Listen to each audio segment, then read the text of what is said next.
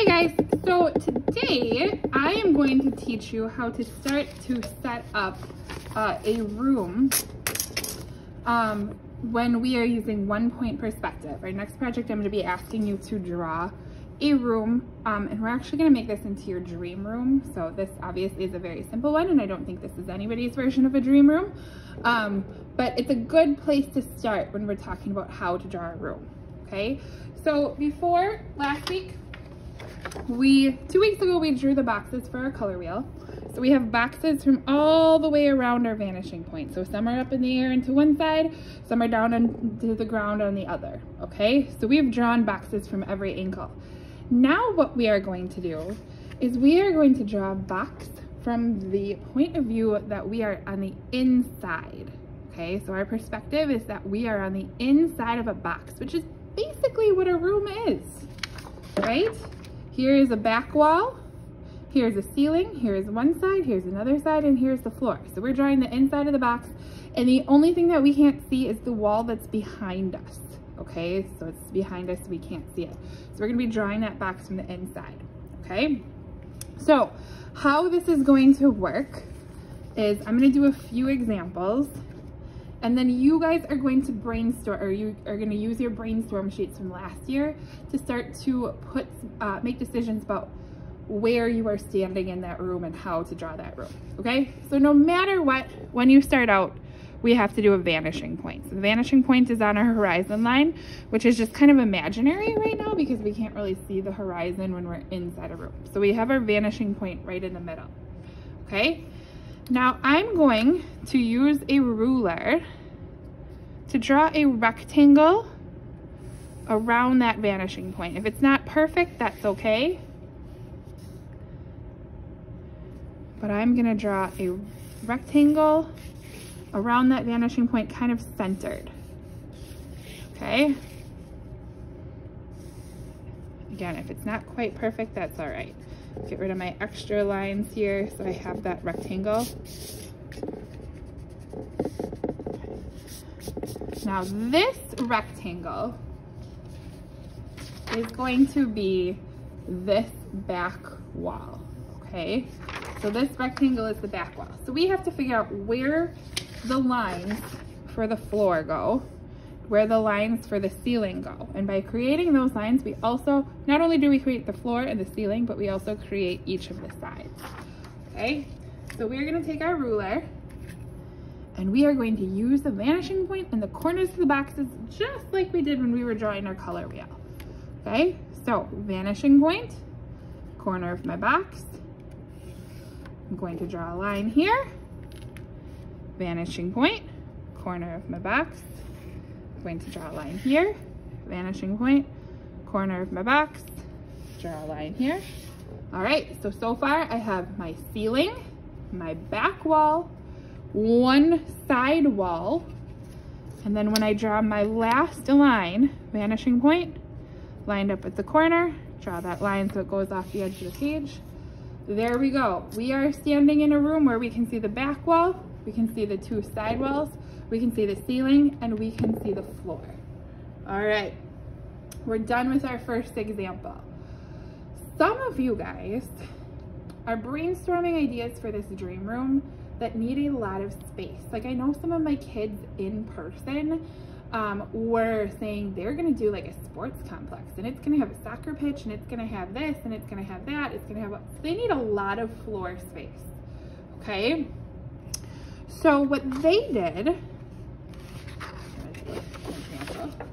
we're gonna do the exact same thing over again. Draw my vanishing point, okay? But now this time, instead of centering my back wall over the vanishing point, I'm gonna draw the bottom very, very close to my vanishing point. And then the top is going to be up here.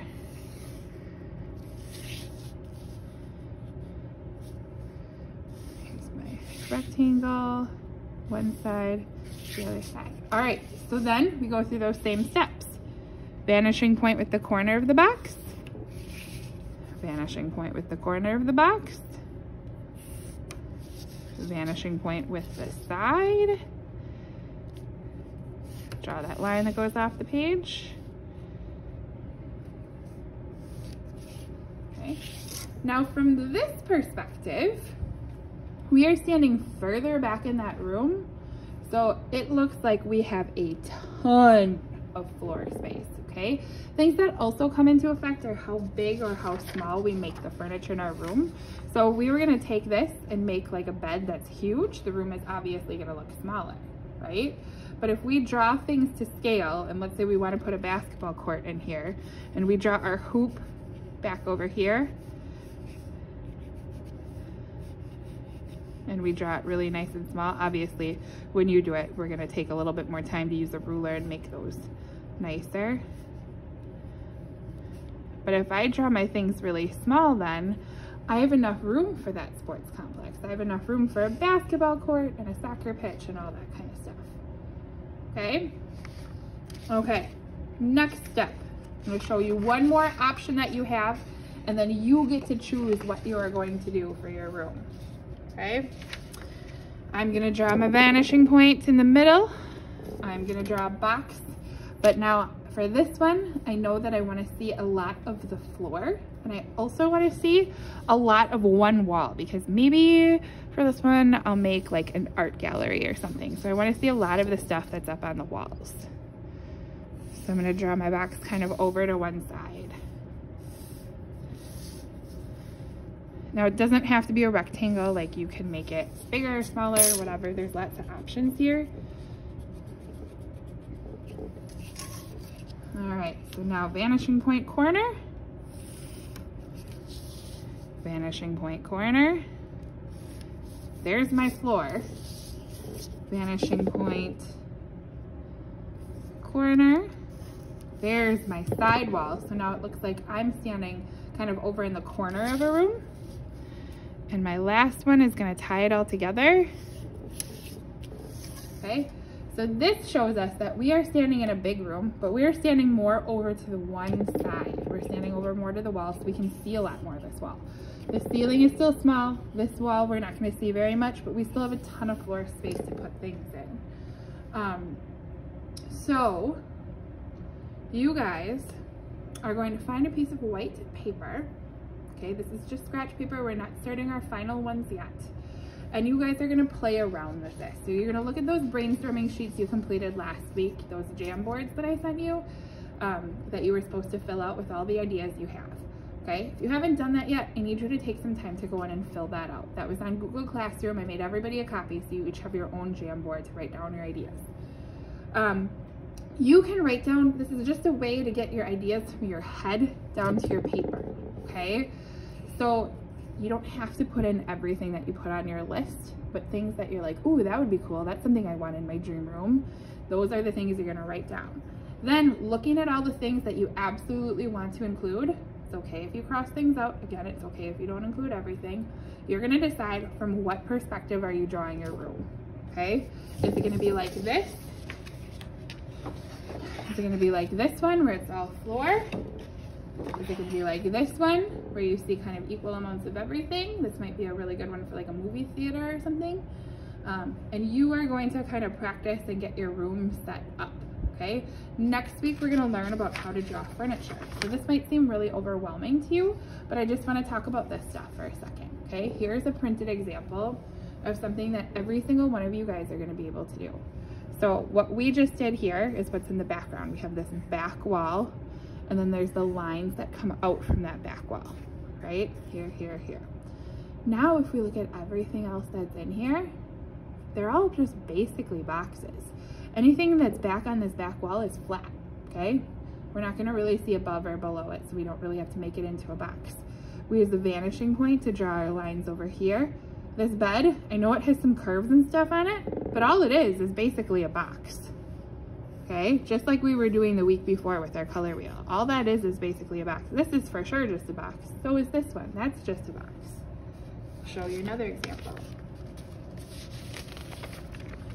This guy right here, again, we have that back wall. They made it a little smaller so it looks further away.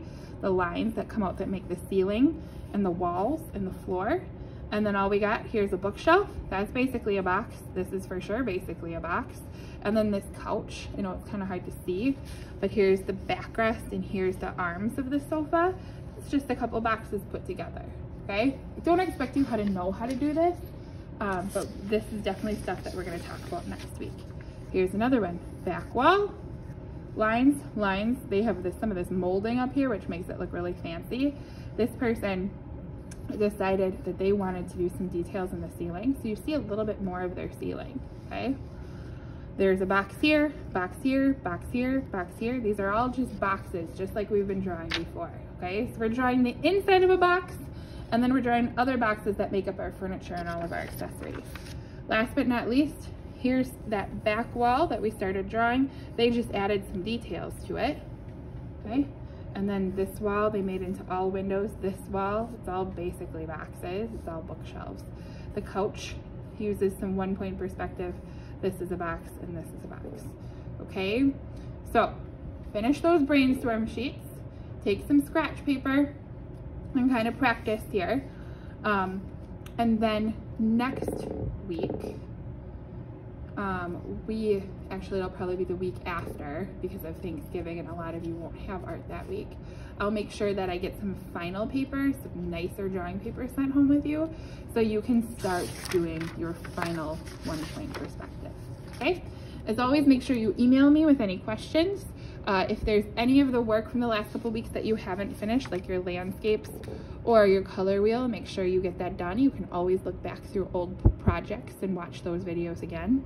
And like I said, right now we're just practicing drawing the room with 1-point perspective, practicing what our perspective is going to be based on where you put that back wall in relation to the vanishing point, and coming up with ideas for our dream room.